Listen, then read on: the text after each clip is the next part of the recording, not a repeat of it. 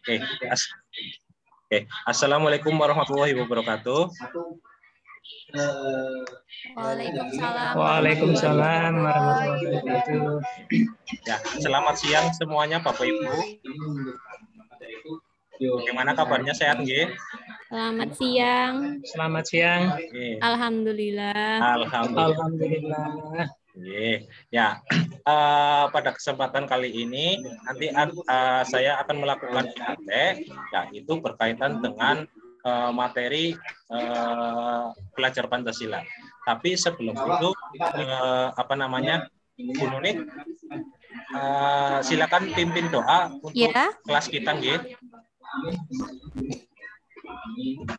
Oh ya, terima kasih Bapak. Silakan Bu Nunik.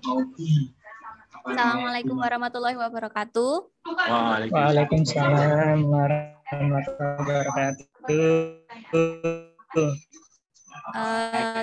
Terima kasih atas kesempatannya untuk kali ini. Pada hari ini kita laksanakan. Marilah kita baca doa sesuai dengan keyakinan dan juga kepercayaan masing-masing. Untuk yang beragama Islam, mari saya pimpin untuk membaca Al-Fatihah bersama-sama.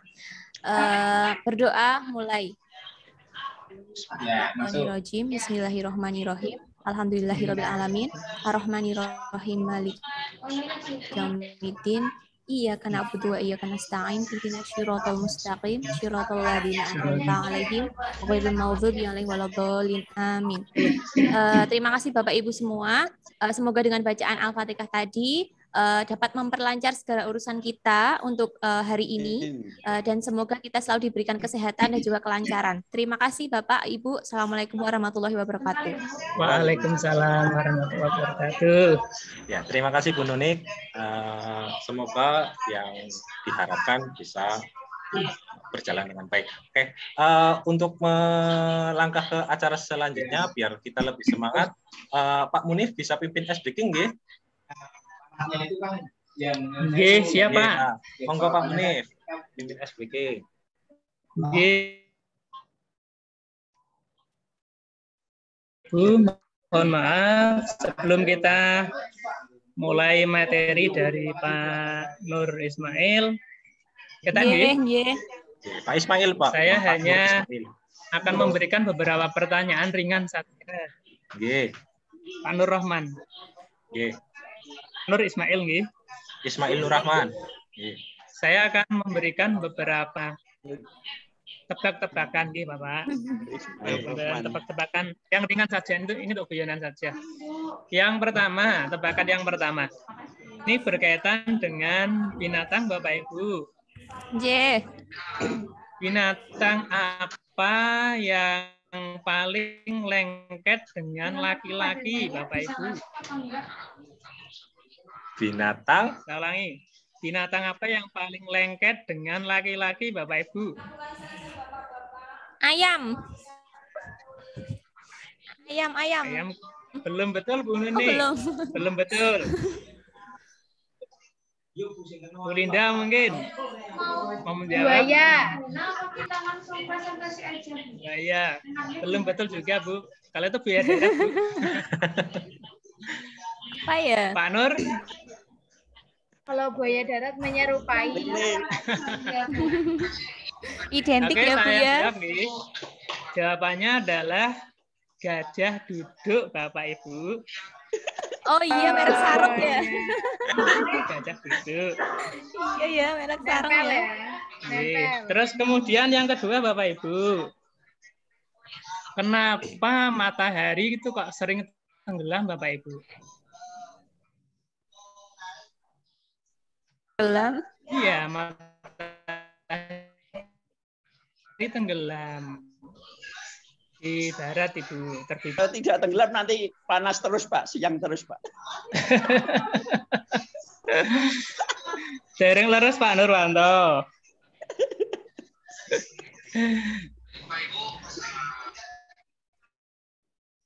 Namanya bukan matahari, tapi busa. Oh gitu, belum betul juga Bu Nuni. Ya, matahari terbenam. Kalau matahari terbenam apa ya? Terbenam Ya, sudah mendingan video dulu video. Presentasi dulu.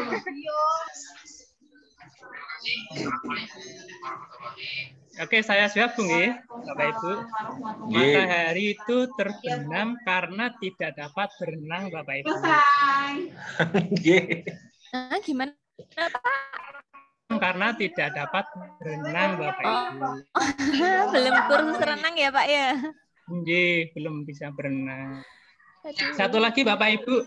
Iya, monggo Pak.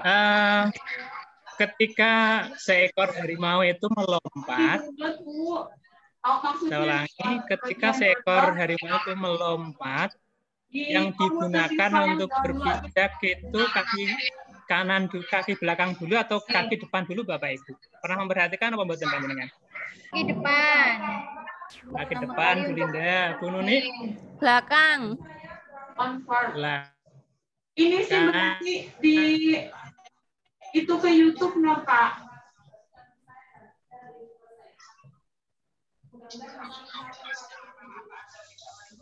Oke, jawabannya adalah suka-suka yang punya kaki, Bapak Ibu.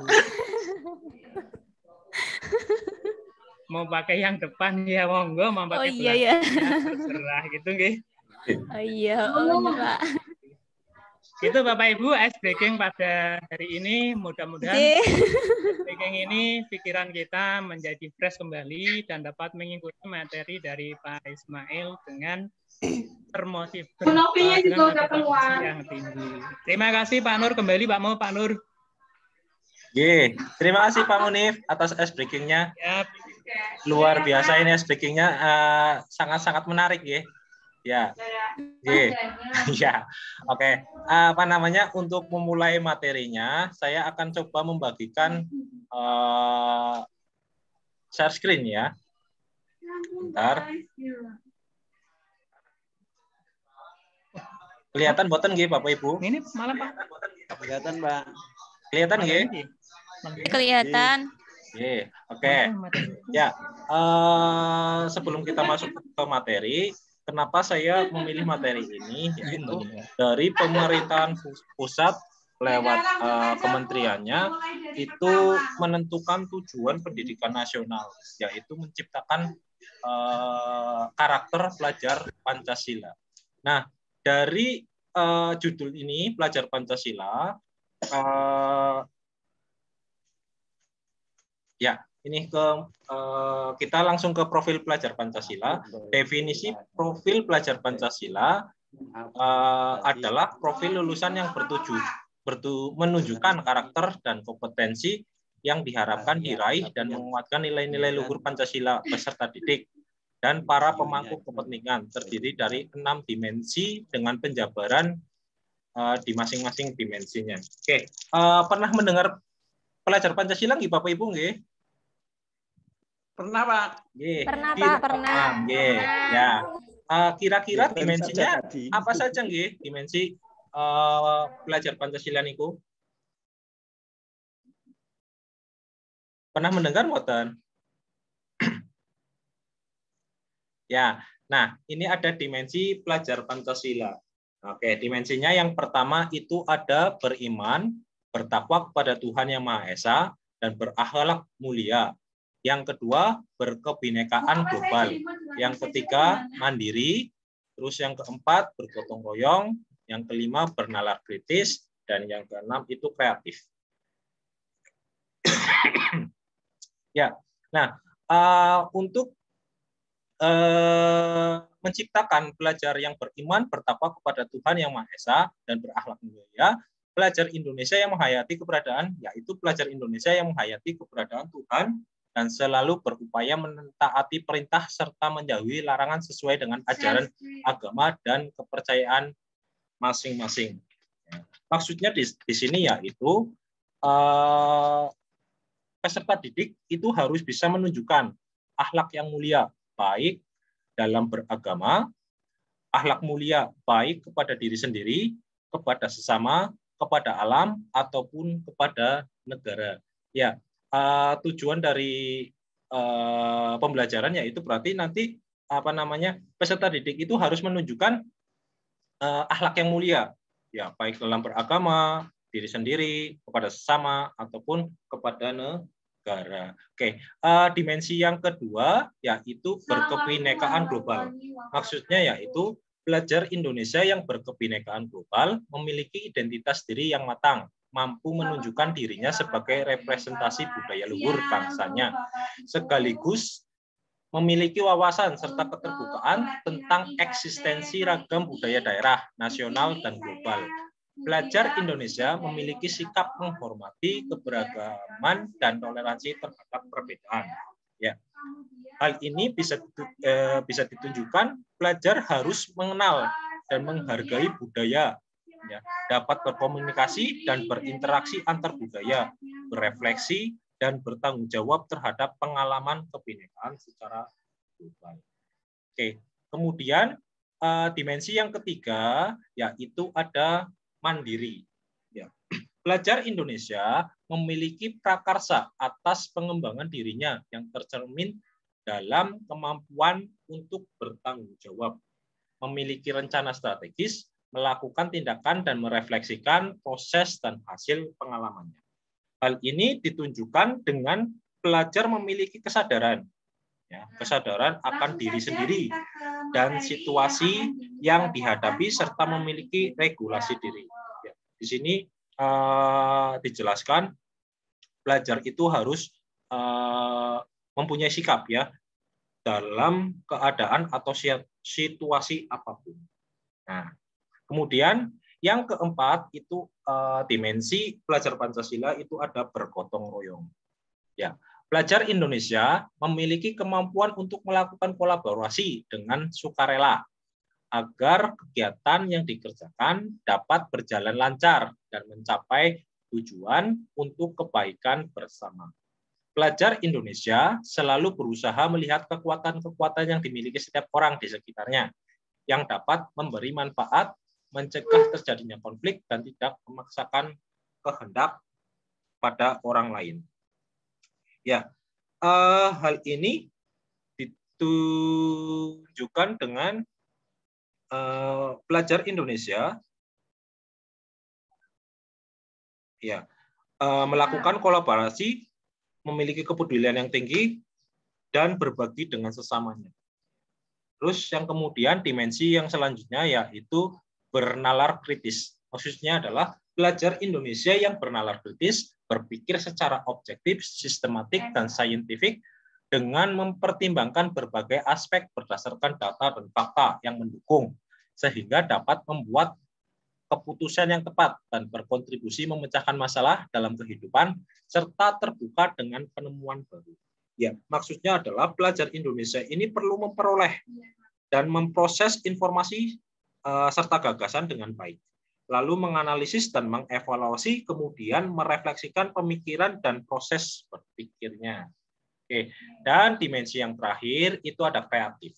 Ya, pelajar Indonesia mampu memodifikasi dan menghasilkan sesuatu yang orisinil, bermakna, bermanfaat, dan berdampak dalam bentuk gagasan, tindakan, dan karya nyata secara proaktif dan independen untuk menemukan cara-cara lain dan berbeda untuk bisa berinovasi. Ya, pelajar bisa menghasilkan gagasan, karya, dan tindakan yang orisinil. Oke, kira-kira itulah profil pelajar Pancasila, ya. Dari penjelasan di atas berarti nanti saya membagi Bapak Ibu menjadi dua kelompok, okay? Yang pertama, kelompok pertama itu ada Bu Linda sama Bu Nunik. Terus kelompok yang kedua itu ada Pak Nur sama Pak Munif. Begitu nggih Bapak Ibu nggih? Halo Bapak Ibu. Halo Bapak Ibu, nggih. Ya. Halo Mas Isti, Pak. Nggih, tugas kelompoknya yaitu nanti silakan Bapak Ibu diskusikan bagaimana sih peran guru dalam membangun pelajar Pancasila. Gitu nggih? Nggih. Nggih, ya. Kelompok 1 tadi ada Bu Linda sama Bu Nik. Oke, kelompok 2 tadi ada Pak Nur sama Pak Munif. Begitu nggih? Nah, setelah diskusi selesai, nanti silakan Bapak Ibu mempresentasikan hasil diskusinya. Begitu nggih? Nggih. Diskusi ini mungkin 15 menit cukup nggih? Cukup, Bapak. Nggih. Cukup, Pak. Ya, 15 menit dimulai dari sekarang. Nggih. Nah, sudah selesai nggih Bapak Ibu nggih? Sudah, Bapak. Sudah, Pak. Sudah, nggih. Oke, berarti nanti silakan kelompok 1 atau 2 dulu, monggo. 2 dulu. Oke. 2 dulu nggak Oh, apa-apa. kelompok 2 dulu nggih. Berarti nanti saya stop share dulu, nanti kelompok 2 silakan presentasi hasilnya nggih. Nggih. Nggih, monggo. Pak Munif sama Pak Nur nggih. Waduh. Ini belum saya pindah dia Pak dibaca saja boleh nggak Bapak nggih? Oke, monggo Pak. Nggih. Oke. Bapak Ibu mohon izin untuk menyampaikan hasil diskusi kami dari kelompok 2 yang terdiri atas saya dan Pak Nur. Hasil diskusi kami menerurkan yang pertama adalah bahwa guru harus menanamkan yang pertama konsep nasionalisme. Apa yang bisa membangun siswa untuk berhubungan dan bekerja sama dengan orang dengan latar belakang yang berbeda-beda. Jadi siswa itu harus mempunyai teko seliro. Kalau orang Jawa mengatakan seperti itu. Kemudian yang kedua, seorang siswa harus mempunyai kemandirian yang artinya pelajar itu harus bisa inisiatif dan memiliki rasa ingin tahu yang tinggi. Jadi mempunyai jiwa semangat belajar yang tinggi untuk merubah kehidupan yang ada sekarang ini, khususnya untuk diri sendiri dan masyarakat sekitarnya. Kemudian yang ketiga, gotong royong. Gotong royong merupakan kolaborasi kemampuan bekerja dalam satu tim. Seberapa efektif skill kolaborasinya berarti akan menunjukkan bahwa seseorang itu akan mudah untuk beradaptasi dengan ekosistem yang ada. Kemudian yang keempat bernalar kritis. Hal ini terkait dengan bagaimana seorang pelajar mampu mengelola informasi. Jadi informasi yang ada sekarang ini memang harus selektif, Bapak Ibu. Seorang pelajar harus bisa memilah-milih antara informasi yang berguna untuk dirinya sendiri maupun yang tidak berguna, Bapak Ibu. Kemudian yang kelima, kreatif, yaitu kemampuan beradaptasi, membuat sesuatu, bukan hanya mengerjakan sesuatu, tapi menciptakan sesuatu atau berinovasi. Jadi sesuatu yang baru itu harus dia ciptakan, tidak hanya meniru atau duplikasi saja. Sehingga dia bisa menentukan jalannya sendiri untuk masa yang akan datang, untuk kehidupan mereka masing-masing. Begitu Bapak Ibu, presentasi dari kelompok 2. Mohon masukan kalau ada dari kelompok 1 dan dari fasilitator Bapak Ibu. Terima kasih, saya mewakili kelompok 2. Assalamualaikum warahmatullahi wabarakatuh. Waalaikumsalam warahmatullahi wabarakatuh. Oke, terima kasih Pak Munif. Ya. Oke, ada tanggapan dari kelompok 1 mungkin tentang paparan dari Pak Munif? Oke. Tidak ada, Bapak. Oke. Kalau tidak ada, silakan berarti kelompok 1 nggih. Nggih, silakan kelompok 1 memaparkan hasil diskusinya. Monggo Bu Nuni. Oh ya. Sebentar nggih. Nggih.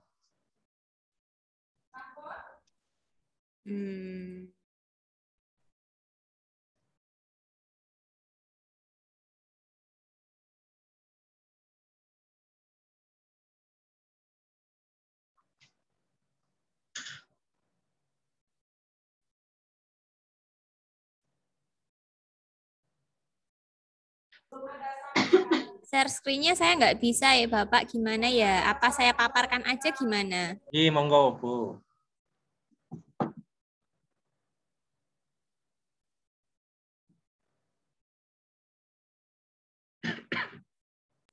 Ya, terima kasih. Assalamualaikum warahmatullahi wabarakatuh. Waalaikumsalam warahmatullahi wabarakatuh. Saya mewakili kelompok 1, saya Bu Nuni dan juga dengan Bu Linda. Hasil diskusi kami dari kelompok 1 itu adalah bahwa guru penggerak itu punya perannya tersendiri ya Bapak Ibu ya. Itu meliputi salah satunya sebagai pemimpin pembelajaran, serta yang kedua itu menggerakkan komunitas praktisi. Nah, menjadi seorang pelatih bagi guru lainnya, serta bisa mendorong kolaborasi antar guru. Jadi seorang guru itu bisa menjadi, kalau dalam bahasa Jawa namanya guru digugu dan juga ditiru. Nah, seperti itu Bapak Ibu. Terus ada juga yang mewujudkan kepemimpinan murid, salah satunya tugasnya adalah mewujudkan profil pelajar Pancasila. Jadi dengan peran-peran di atas itu yang sudah saya sebutkan tadi, itu seharusnya para guru penggerak itu mampu mensukseskan program Merdeka Belajar dan juga profil pelajar Pancasila. Nah, terus sebagai seorang pemimpin pembelajaran, guru itu seharusnya mempunyai kapasitas untuk mengembangkan kurikulum nasional, jadi berbasis pelajar Pancasila. Lalu bisa juga mengintegrasikan karakter pelajar Pancasila dalam kegiatan pembelajaran kurikulum maupun non-kurikuler. Oh, maksud saya tadi pembelajaran kurikuler, Bapak. Maaf ya, sudah siang. Maupun non-kurikuler. Terus mengorganisasikan para guru juga untuk bisa aktif. Aktifnya dalam hal apa? Dalam mengkampanyekan konsep pelajar Pancasila. Karena sekarang yang sedang digembor-gemborkan itu adalah tentang konsep pelajar Pancasila untuk bisa masuk ke dalam dunia pendidikan. Nah, dalam tugasnya sebagai penggerak komunitas praktisi, guru itu biasanya mampu menjadi pelopor keberhasilan dari profil pelajar Pancasila. Jadi kita sebagai guru itu bisa mengarahkan kepada siswanya untuk memiliki 6 dimensi yang sudah disebutkan oleh Pak Ismail tadi. Nah, seperti itu. Terus selanjutnya dalam nilai mandiri itu contohnya guru itu harus mampu membangkitkan motivasi dalam mencari tahu hal-hal yang dibutuhkan. Jadi untuk mengembangkan profil pelajar Pancasila, informasi ataupun teknik pengembangannya itu dapat kita peroleh itu melalui sharing. Jadi sharing dengan para guru penggerak lainnya, melalui misalkan dengan pengalaman dari Bapak Ibu yang lain itu kan berbeda-beda. Nah, itu bisa di-sharing satu sama lain. Dalam rangka menanamkan profil pelajar Pancasila. Itu bisa dilakukan dengan kegiatan mandiri. Jadi guru penggerak itu memiliki motivasi yang kuat dan juga teruji juga. Setelah itu melakukan refleksi. Nah, gimana caranya dengan melakukan tindakan dan juga kegiatan agar para guru penggerak itu dapat mengukur sejauh mana tingkat keberhasilan yang telah dilakukan untuk mewujudkan suatu profil pelajar Pancasila. Nah, perannya dari guru penggerak itu kita harus selalu bisa berkembang dengan baik.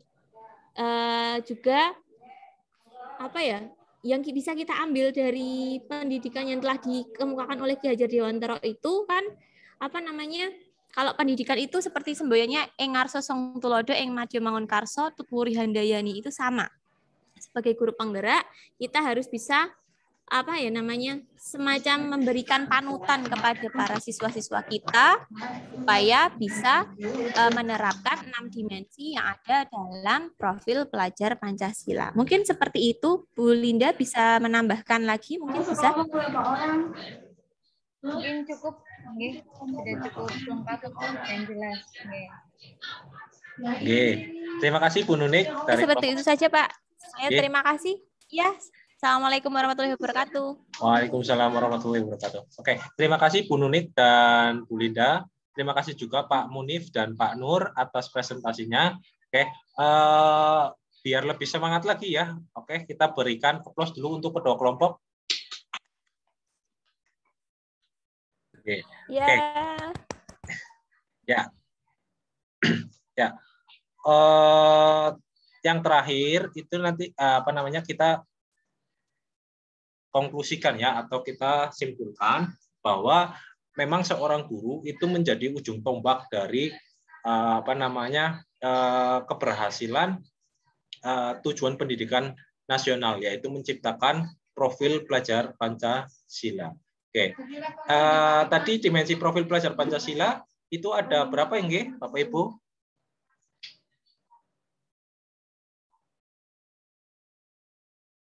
Enam. Yang pertama beriman, bertakwa kepada Tuhan Yang Maha Esa dan berakhlak mulia. Yang kedua berkebinekaan tunggal. Yang ketiga mandiri. Dan yang keempat bergotong royong. Kelima mandiri, bergotong royong, bernalar kritis dan kreatif. Oke. Terima kasih. Saya kira itu yang bisa saya sampaikan. Kurang lebihnya mohon maaf atas segala kekurangannya. Dan terakhir, Assalamualaikum warahmatullahi wabarakatuh. Waalaikumsalam warahmatullahi wabarakatuh.